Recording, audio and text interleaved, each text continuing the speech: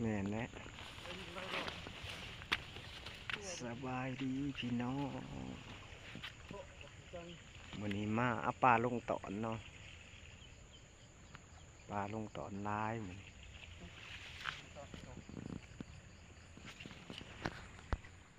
ได้บ่ลายเหมือนได้ซ้ำ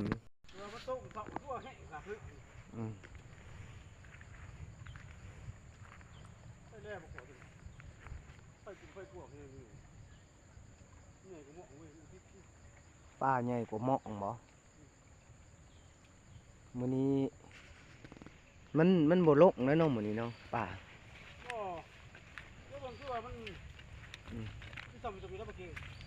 บ่มีแต่ปุ่นบ่มีแต่ใหญ่ๆเนาะ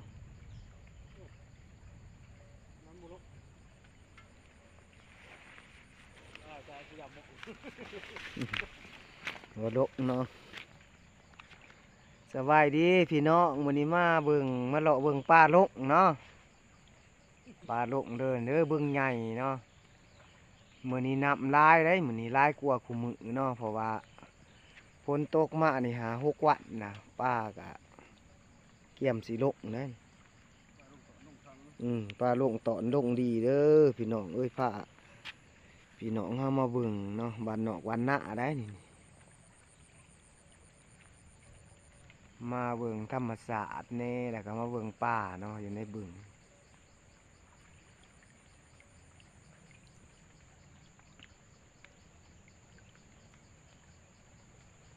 เขาบ่ได้ใส่จิ๊บบ่อยู่หลุมเขาบ่ได้ใส่เนาะ